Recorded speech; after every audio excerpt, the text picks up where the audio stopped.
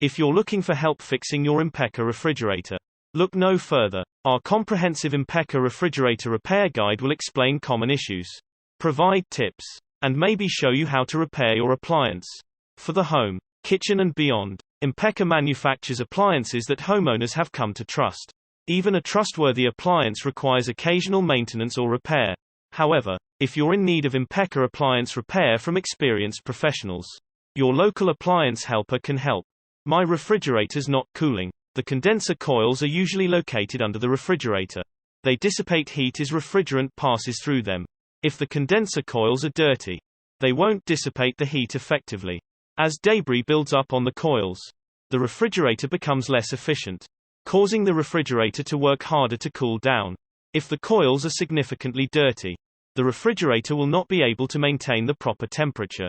Check the condenser coils to determine if they are dirty. If the condenser coils are dirty, clean them. Refrigerator runs constantly. The condenser coils are usually located under the refrigerator.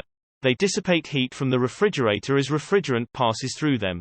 If debris accumulates on the coils, the refrigerator will have to work harder to remove the heat. If the coils are significantly dirty, the refrigerator will run constantly in an effort to cool down. Your refrigerator's condenser coil should be cleaned twice a year. If the freezer temperature is above 10 degrees Fahrenheit 12°C, the refrigerator will not be cold enough. If the refrigerator is not cold enough, it will work harder to cool down. As a result, it will run constantly. The freezer temperature should be set between 0 and 5 degrees Fahrenheit 18 to 15°C. If the freezer temperature is too high, ensure that the condenser coils are clear of debris and the condenser fan is working properly. In addition, check to see if frost has accumulated on the evaporator coils. If the evaporator coils are frosted over, part of the defrost system has likely failed. Refrigerator water dispenser not working. To determine if the water supply tube is frozen, disconnect the tube at the bottom of the door and blow air through it. If air does not pass through, this indicates that the water supply tube is frozen. If the water supply tube is frozen, thaw it out. In addition, ensure that the freezer is kept at the proper temperature. The freezer temperature should be kept from 0 to 10 degrees Fahrenheit.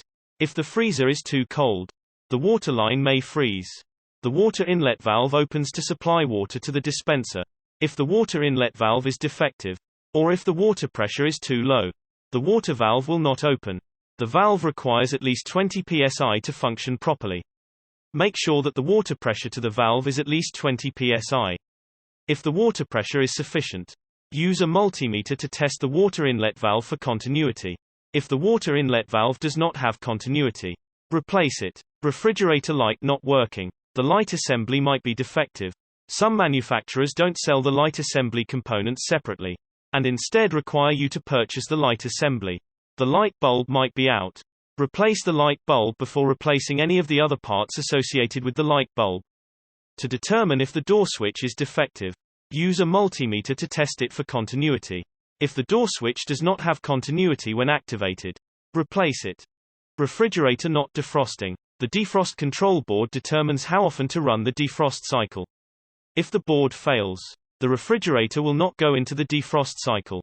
Before replacing the defrost control board, first test the defrost heater and defrost thermostat. If the defrost heater and defrost thermostat are working properly, the defrost control board is likely defective. The defrost heater assembly turns on several times throughout the day to melt away any frost that may have accumulated on the evaporator coils. If the defrost heater assembly is defective, the defrost system will not work, and frost will continue to accumulate on the evaporator coils. To determine if the defrost heater is defective, use a multimeter to test it for continuity. If the defrost heater does not have continuity, replace it.